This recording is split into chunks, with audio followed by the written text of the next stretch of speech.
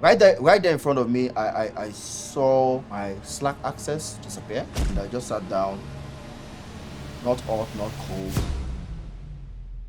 Hello guys, this is FK, and in this video I'm going to be starting off the year, because this is the first video of the year, and I'm going to be starting off the year by telling a story that I had told myself that one day I'm going to talk about. Yeah, I'm going to talk about. And that was a story about how I got laid off. Yeah, how I got laid off. Now, this is something that even when it happened, it took me a couple of months to tell my family members. Yeah, it took me a couple of months to tell them. So I told myself that one day I'm going to tell the story, but I wanted to tell the story from a good point of view. For not this is not a video for you to be sorry for me or something like that. It happened like 2 years ago. It happened like 2 years ago. So I have gotten over it. I'm in a good place now, and it's been fantastic. And that's even more of the story I want to share. But yeah, I want to share the story of how I got laid off, and it's kind of for me. It's kind of special in a way because I've never been um, laid off or fired from a job before. Never, like never. Probably because I started my career being on my own, running my own business. I've been an entrepreneur for years. But at a point, due to financial reasons and due to some things I also wanted to learn, especially I wanted to learn how to work with a team and in a larger team, not being the one that is in charge. I tried to get an employment, and from there, I worked in my own country, which is Nigeria, and also I got to work for companies, different companies, but mainly a company in Canada, and then later on a company in the US. So, and this story is how I got fired from a or laid off. Rather, not fired. I was fired. I was laid off from a cybersecurity company that I was working for. I had worked in that company for 2 years. So what almost 2 years rather. Well, what was I doing mainly for them? I was a technical writer. I was hired as a technical writer, but I got to do myriad of stuff. I did some SWOT analysis research against our competitors. I was in charge of the YouTube channel. I was mainly in charge of the documentation, and I also wrote the release notes for our product. Yeah, so basically, that was what I was doing for the company. Now, how did I get laid off? How did I get laid off? It was in the era of the layoff tsunami. You know, Meta, Amazon, and Microsoft, they've been doing theirs. And funny enough, when all that was going on, definitely everybody had some level of panic. But our CEO came in one of the meetings, one of the general meetings that we were having, and he told everybody to relax. Told everybody to relax.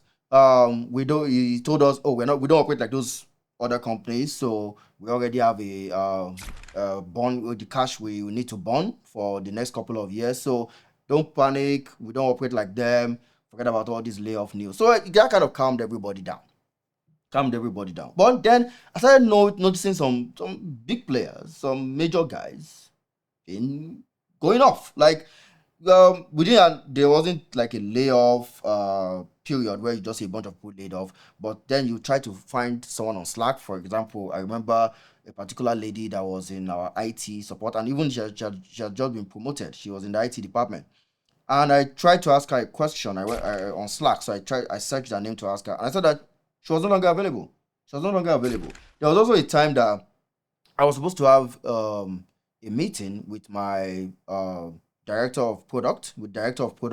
So I wanted to ask my manager a few questions.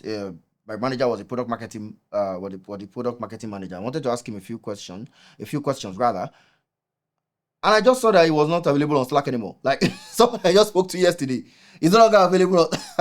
In fact, by that time, it was like 15 minutes to the wedding. The wedding. It was like 15 minutes to the meeting. And I wanted to ask my manager a question, and I saw that he was no longer, meaning that he has been laid off. And I started having a different vibe about the meeting I was about to have. Like, oh my God. Oh, my director is not about to fire me.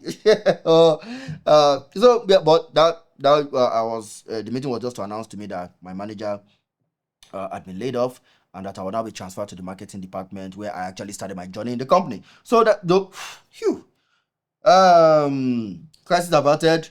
I continued my work, and then um, I was supposed to have this meeting with our VP of marketing. She was new, and we even had a couple of meetings for her to kind of know how I'm going to fit into our plans and stuff like that. And then she told me that we were supposed to have one of our one-on-one. So I was waiting for that. Then later she sent me a message. That, oh, that sorry she won't be able to make it. That she had to go and pick her kids in school, this and that. And I was like, oh, okay, no problem. Just continue. I think it was a Friday. It was on a Friday. And just 10 minutes after that message, I just got another message from her saying, can you quickly jump on a call? Like, okay,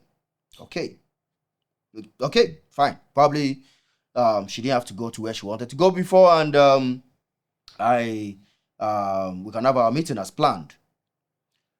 As I opened the meeting link and saw that I was not the only one in the meeting, and I also saw our head of HR there, I just knew what was going on. Like, I already figured out what was going on. Like, yes, it's happening. Because, like I said, I've been seeing some people like just disappear. Just disappear randomly around the company. And I saw our designer, our UI UX designer was there. There was also our customer relationship manager. She was there too. And our HR. And the HR and my VP, she was really trying her best not to maintain eye contact with the camera. I don't even think throughout that meeting she said a single word. She was just trying to because she was new and she was still like trying to draw all of us together and all that. And the HR told us that unfortunately your services won't be needed anymore. This is not due to your performance. It's the normal speak, the normal corporate speak and all that. And before you know it, someone in the meeting started crying. And all that, and I just told myself, okay, we have like probably 15 minutes tops in this meeting, and I should just make sure I ask the right questions. So I was like, okay, how do we contact you on this and that? If we need to ask questions about this after being laid off, because severance and stuff like that, we need to understand how those things are going to be. I just wanted to make sure that it has already happened.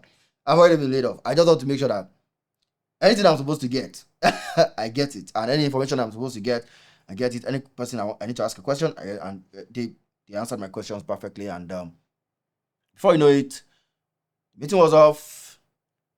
And I just sat down. I sat down for like 10 minutes because I knew I had to go and tell my wife. Who was waiting for me to finish a meeting. It was a routine meeting. I've had thousands of meetings. It was waiting for me to finish another routine meeting, and I just sat down. Not hot, not cold. And right there in front of me, I saw my Slack access disappear. It just logged out. Slack logged out. My other tools like Google Docs and stuff that I had signed into in my browser, everything just kind of logged out. And I think later that night, even my system was locked. My system was locked because I knew I had to return it definitely, but come on.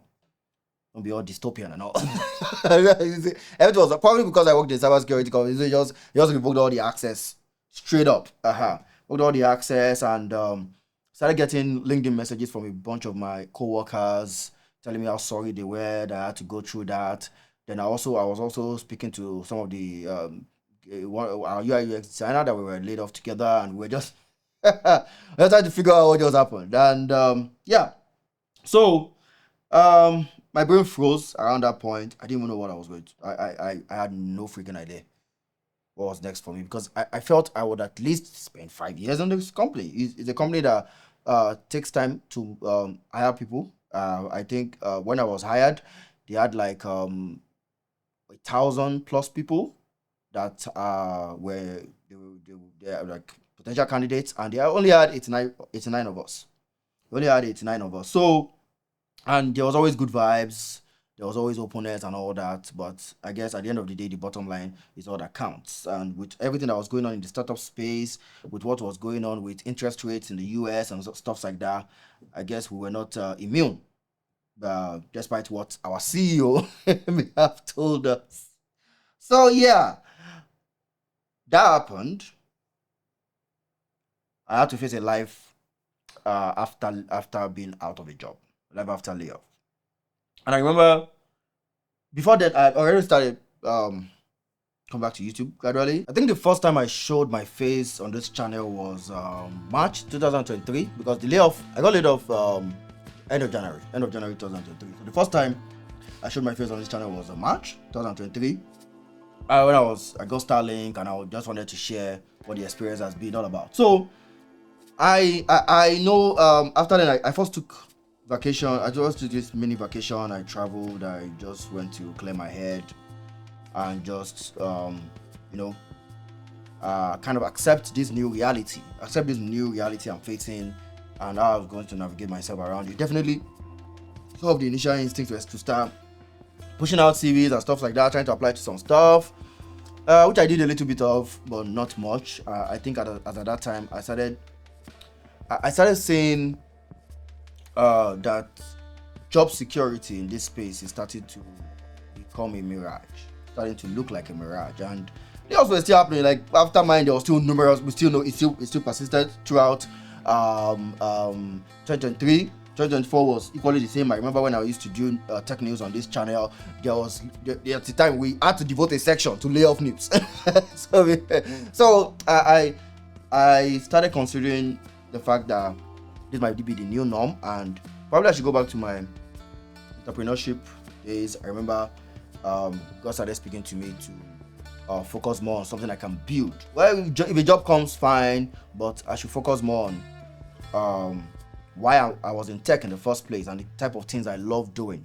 So I didn't want to accept that at first, because I need the money to continue. I need the money to resume flowing back. Yeah, and what my spirit was telling me, what God was trying to make me understand that time, it felt very slow. It felt too slow for me. But at the end of the day, I had to accept that. I remember that I used to love teaching. I love teaching. Everybody around me know that I love teaching. Everybody around me knows that I love teaching. So I've released some courses in the past, like a decade ago and stuff like that. And I was already part of LinkedIn. I was already an instructor on LinkedIn. So I wasn't churning out plenty courses because I had a job and stuff like that. So I decided to be serious with that. I also decided to be serious on Udemy. So I was on this channel creating content and just sharing the same stuff I used to share with my guys when they come around. I just decided to make it public. So I started sharing that on this channel, doing some coding. There was time I was doing some coding on this channel, but we no longer have coding content on this channel. So I also decided to be. I know I had an account on Udemy. I did a course or two. I think over like 3 years, I made like $1,000 Udemy. So $1,000 sounds nice, but over 3 years it doesn't. So I got serious with all those avenues, and one thing I picked up was how to sell myself. I knew I was going to go into doing business, still in the tech space. I need to sell myself. And I believe that is one of the big problems that we as the guys that really do the work, the developers, the UI UX guys, the DevOps guys and everything, that is one thing we really need to learn, so that we don't continue to be slaves of startup CEOs or CEOs of tech companies. We need to know how to sell ourselves. The only place you can deliver value is not a job is not the only place you can deliver value. A lot of us back then, before tech jobs started becoming very, very lucrative, a lot of us back then, we build stuff and try to sell it. We offer services. That's what we were doing. So, but when all this when we entered the FANG or bank era, everybody just wanted a job. We started comparing salaries and measuring each other by all that. So that became the standard. Everybody just wanted to get a job. Lead code became like the rite of passage and all those kind of stuff. But we started forgetting that we own this value. We are the ones that create technology. We are the ones that decide what the advancement in technology is going to be. And now we have left all that power in the hands of CEOs, because they're going to pay us the big bucks, and we're just going to lie down and just probably maintain a Gradle package and stuff like that. So I started learning how to sell myself, discovering mentors like Augusta Bronson. I got a lot of wonderful stuff from Alex Emozi, and so many other wonderful guys like that, people like Pat Flynn and all that teach about creating communities around whatever your passion is and stuff like that. So I started learning how to sell myself, and I started applying it to a bunch of the things I was doing. And for Udemy, I started publishing more courses on Udemy. I between 2003 and now, I had 5 new courses on Udemy. None of them has really blown up and everything, but within the past year on Udemy, we've been able to generate close to $8,000. Close to $8,000. Now this the first, like I told you, 3 years, 3 years, $1,000. Then just about, and it was a lot of it was through applying all the skills that I was learning. So I got interested in that, something new. Sometimes we need to learn something new to drive new passion in us and all that. So learning marketing, learning sales has been fantastic. And I have a bunch of books. I follow a lot of podcasts. I watch a lot of videos on this, and I'm improving. I'm trying to improve every day, because we need to know how to make our value into a business. And if we can crack that, then we can be self-sufficient, and we don't have to allow big tech or any startup to just throw us into limbo just because investors are unhappy and all that, or interest rate, or whatever jargon it is that is causing the whole situation in tech space now. So that was that. Started into marketing, and it's wonderful. I'm still developing my skills in that. And then I took an interest in AI. Well, first it was just my normal enthusiasm about AI. I've always been enthusiastic about AI, even ever before it became cool. I remember, like 2017, I built this app whereby if I snap any picture, it's going to predict what the picture is. I remember also writing an Odzero article around 2018 where I did a game where that can guess. You guess an item, and the Google AI is going to you actually use the camera. You put the item in front of the camera, and you get to guess what the item is, and the AI is going to tell you what the answer is and stuff like that. So that article is still up. It's still up, and the repo is still up. So you can check that out. So yeah, I took an interest in AI, and because of that, I shared that with my people at LinkedIn, and they started throwing some couple of AI courses at me, first project based and stuff like that. And now my interest is keeps growing, and I'm really focusing a lot of stuff in that side. Like, for example, the past 2 months, LinkedIn already published 2 of my courses in AI. I think I have 7 of them now, AI based courses on LinkedIn Learning, and I still have more that are coming.